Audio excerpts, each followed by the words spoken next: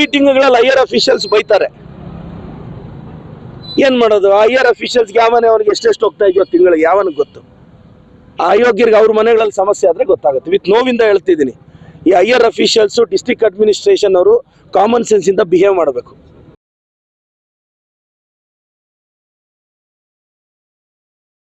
December 25 ಎಲ್ಲೆಡೆ Christmas ಹಬ್ಬದ ಸಂಭ್ರಮ. ಚಿಕ್ಕಬಳ್ಳಾಪುರದಾದ್ಯಂತ ಬಲು ಜೋರಾಗೇ ಇತ್ತು. ಚರ್ಚ್ಗಳೆಲ್ಲ ಬಣ್ಣ ಬಣ್ಣದ ವಿದ್ಯುತ್ ದೀಪಗಳಿಂದ ಜಗಮಗಿಸುತ್ತಿದ್ದವು. ಇನ್ನು ಕ್ರಿಸ್ಮಸ್ ಸಡಗರ ಮುಗಿಸಿ ಚಿಕ್ಕಬಳ್ಳಾಪುರ ತಾಲೂಕಿನ ಅಜ್ಜವರದತ್ತ 4 ಯುವಕರು ಬೈಕ್ನಲ್ಲಿ ಮುಖ ಮಾಡಿದ್ದರು. ಗುರುವಾರ ರಾತ್ರಿ ಸುಮಾರು 9:30 ಸಮಯದ ಆಸುಪಾಸಿನಲ್ಲಿ ಅಜ್ಜವರದ ಗೇಟ್ ಬಳಿ ಟಿಪ್ಪರ್ ಲಾರಿಗೆ ಯುವಕರಿದ್ದ ಬೈಕ್ ಡಿಕ್ಕಿ ಹೊಡೆದಿದೆ. ಡಿಕ್ಕಿಯ ಭೀಕರತೆಗೆ 4 ಸ್ಥಳದಲ್ಲೇ ಮೃತಪಟ್ಟಿದ್ದಾರೆ. ಅಪಘಾತಕ್ಕೆ ಇಡೀ ಅಜ್ಜವರ ಗ್ರಾಮ ಬೆಚ್ಚಿ ಬಿದ್ದಿತ್ತು. ಇನ್ನು ಘಟನೆ ನಡೆದ 10 ರಿಂದ 15 ನಿಮಿಷದ ಆಸುಪಾಸಿನಲ್ಲಿ ಶಾಸಕ ಪ್ರದೀಪ್ ಈಶ್ವರ್ ಅವರಿಗೆ ವಿಷಯ ಮುಟ್ಟಿದೆ. ತಕ್ಷಣವೇ ಎಚ್ಚೆತ್ತ ಶಾಸಕರು ಸ್ಥಳೀಯ ಮುಖಂಡರು ಹಾಗೂ ಪೊಲೀಸ್ ಇಲಾಖೆಯೊಂದಿಗೆ ನಿರಂತರ ಸಂಪರ್ಕದಲ್ಲಿದ್ದು ಸುಮಾರು 10 ಗಂಟೆಯ ವೇಳೆಗೆ ಸಿಎಂ ಸಿದ್ದರಾಮಯ್ಯ ಹಾಗೂ ಡಿಕೆಶಿಯವರ ಜೊತೆ ಘಟನೆ ಬಗ್ಗೆ ಚರ್ಚಿಸಿದ್ದಾರೆ.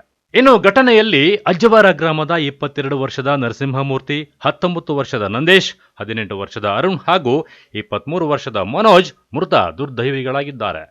ನರಸಿಂಹಮೂರ್ತಿಗೆ 6 ತಿಂಗಳ ಹಿಂದೆಯಷ್ಟೇ ಮದುವೆಯಾಗಿತ್ತು. ಪತ್ನಿ ಈಗ ಗರ್ಭಿಣಿ. ನರಸಿಂಹಮೂರ್ತಿ ಹಾಗೂ ನಂದೇಶ್ ಸಹೋದರರಾಗಿದ್ದು ಶುಕ್ರವಾರ ಬೆಳಗ್ಗೆ ಮೃತರ ಮನೆಗಳಿಗೆ ಚಿಕ್ಕಬಳ್ಳಾಪುರ ಶಾಸಕ ಪ್ರದೀಪ್ ಈಶ್ವರ್ ಭೇಟಿ ನೀಡಿ ಸಾಂತ್ವನ ಹೇಳಿ ಅಂತ್ಯಕ್ರಿಯೆಗೆ ವೈಯಕ್ತಿಕವಾಗಿ ಆರ್ಥಿಕ ಸಹಾಯ ನೀಡಿದರು. ಅಲ್ಲದೆ ಮೃತರ ಸಹೋದರಿಯೊಬ್ಬರು ನೆರೆಯ ತೆಲಂಗಾಣದ ಸಿದ್ದಿಪೇಟೆಯಲ್ಲಿನ ಸತ್ಯಸಾಯಿಬಾಬಾರವರಿಗೆ ಸೇರಿದಂತಹ ವಿದ್ಯಾಸಂಸ್ಥೆಯಲ್ಲಿ ನವನೀತ ದ್ವಿತೀಯ PUCಯಲ್ಲಿ ವ್ಯಾಸಂಗ ಮಾಡ್ತಾ ಇದ್ದಾರೆ. ವಿಷಯ ತಿಳಿದ ಶಾಸಕ ಪ್ರದೀಪ್ ಈಶ್ವರ್ ಅಲ್ಲಿನ ಮುಖ್ಯಮಂತ್ರಿಯವರನ್ನ ಸಂಪರ್ಕಿಸಿ ಮೃತನ ಸಹೋದರಿಯನ್ನು ಯಾವುದೇ ಅಡೆತಡೆ ಇಲ್ಲದೆ ವಿಶೇಷ ವಿಮಾನದಲ್ಲಿ ಕಳುಹಿಸಿಕೊಡುವಂತೆ ಮನವಿ ಮಾಡಿ ಸಹೋದರನ ಅಂತ್ಯ ಸಂಸ್ಕಾರದಲ್ಲಿ ಭಾಗಿಯಾಗುವಂತೆ ಮಾಡಿದ್ದಾರೆ. ಇನ್ನು ಘಟನೆ ಬಗ್ಗೆ ಸಿಎಂ ಸಿದ್ದರಾಮಯ್ಯನವರು ಟ್ವೀಟ್ ಮಾಡುವ ಮೂಲಕ ಮೃತರ ಕುಟುಂಬಗಳಿಗೆ ಸಾಂತ್ವನ ಹೇಳಿದ್ದು ಸರ್ಕಾರದಿಂದ ತಲಾ 5 ಲಕ್ಷ ರೂಪಾಯಿ ಪರಿಹಾರ ನೀಡುವುದಾಗಿ ಘೋಷಣೆ ಮಾಡಿದ್ದಾರೆ.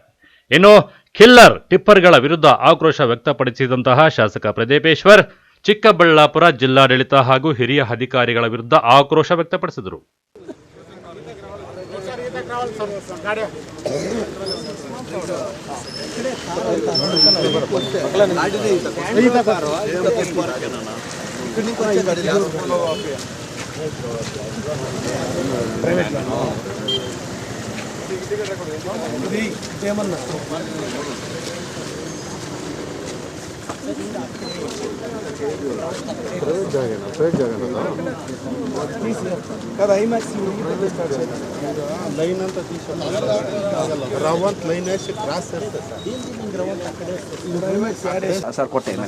ಸಿದ್ದಿಪೇಟ ಮಗು ಹೆಸರು ಸರ್. ನಮಸ್ಕಾರ ಸರ್.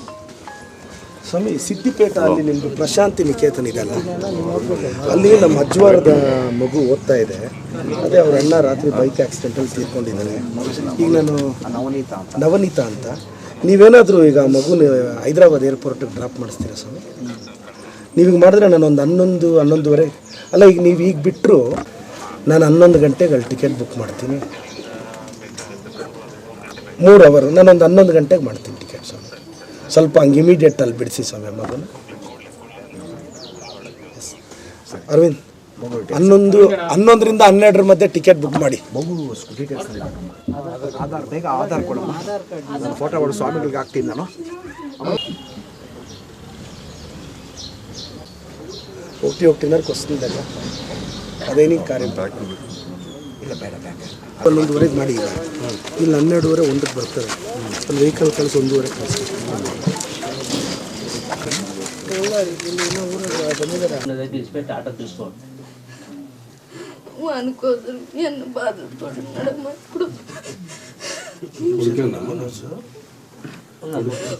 కొడుకు ఇద్దరు కొత్త పోదా తింటా ఉంది.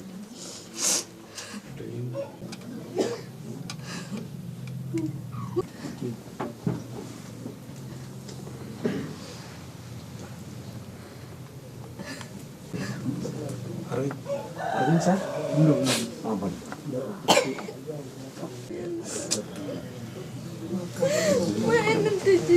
Ma, ನಿಮಗೆ ಇರ್ತದೆ CM ಸರ್ మాట్లాడి కుటుంబకి ఏమనుకోవాలి ఎవరిని తెచ్చిస్తారు సార్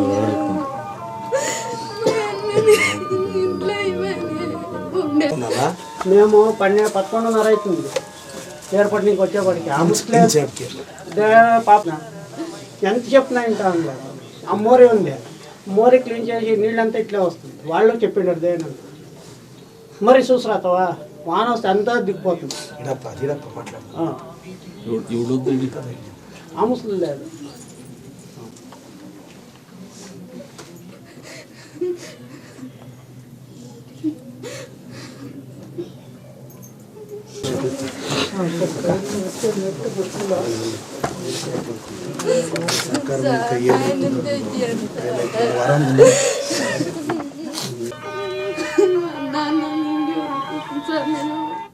ಬಳಿ ನಮ್ಮ ಅಜ್ವಾರದ SC/ST ಸಮುದಾಯದ 4 ಜನ ಯುವಕರು, ಒಬ್ಬ ಹುಡುಗ ಮೊಬೈಲ್ ಶಾಪಲ್ಲಿ ಕೆಲಸ ಮಾಡ್ತಿದ್ದ, ಇನ್ನೊಂದು 2 ಹುಡುಗರು ಡೆಕೋರೇಷನ್ಗೆ ಹೋಗ್ತಿದ್ರು, ಒಬ್ಬ ಹುಡುಗ ಡಿಮಾರ್ಟಲ್ಲಿ ಕೆಲಸ ಮಾಡ್ತಿದ್ದ.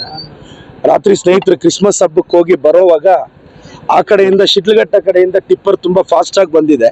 ಆ ಟಿಪ್ಪರ್ನ ನಿರ್ಲಕ್ಷ್ಯದಿಂದ 4 ಜನ ಯುವಕರು ಪ್ರಾಣ ಕಳ್ಕೊಂಡಿದ್ದಾರೆ. ಸೊ ಈಗ ಅವ್ರ ಮನೆಗೆ ಹೋಗಿ ಸಾಂತ್ವನ ಹೇಳಲಾಯಿತು. ಈಗ ಪೋಸ್ಟ್ ಮಾರ್ಟಮ್ಗೆ ಹೋಗಿ ಇದು ಮಾಡ್ತಿದ್ದೀನಿ. ಮತ್ತು ಈಗಲೇ ಜಿಲ್ಲಾಧಿಕಾರಿಗಳು ಮನೆಗೆ ಹೋಗಿ ಭೇಟಿ ಮಾಡಿ ಅಜ್ವಾರದ SC ಸಮುದಾಯದವ್ರಿಗೆ ಇಮಿಡಿಯೇಟಾಗಿ, ಈಗ ಸ್ವಲ್ಪ ಸ್ಮಶಾನಕ್ಕೆ ಜಾಗದ ಸಮಸ್ಯೆ ಇದೆ, ಅದು ಇಮಿಡಿಯೇಟಾಗಿ ಆದಷ್ಟು ಬೇಗ ಆರ್ಡರ್ ಮಾಡ್ಸೋಕ್ಕೆ ಈಗ DC ತಹಸೀಲ್ದಾರ್ ಅವ್ರನ್ನ ಕರೆದಿದ್ದೀನಿ.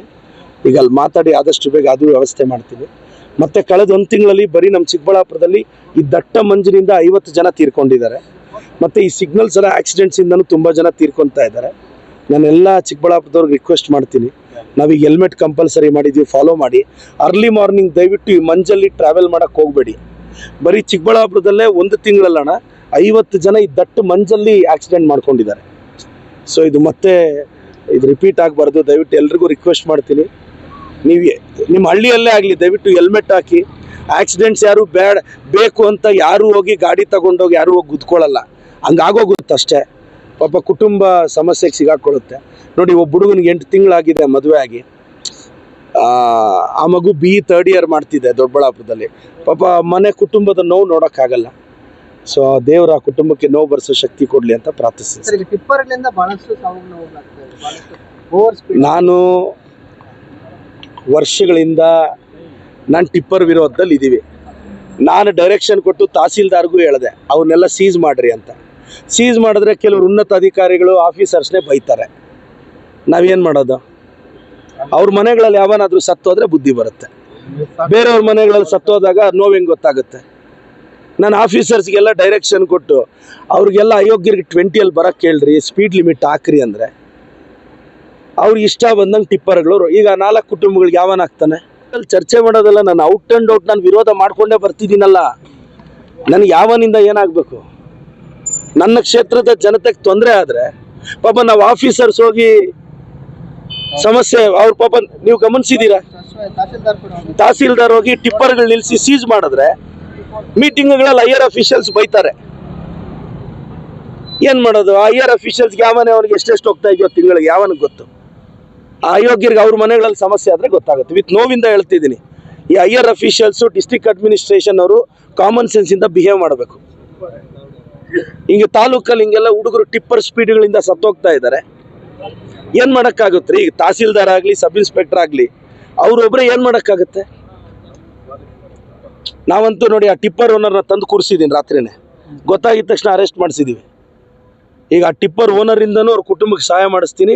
ನಾನು ರಾತ್ರಿ ಈ ಘಟನೆ ಗೊತ್ತಾಗಿದ್ದ ತಕ್ಷಣ ಮುಖ್ಯಮಂತ್ರಿಗಳನ್ನ ಮಾತಾಡಿದೆ, ಮುಖ್ಯಮಂತ್ರಿಗಳ ನಿಧಿಯಿಂದನೂ ನಾನು ಅನೌನ್ಸ್ ಮಾಡಿಸ್ತೀನಿ.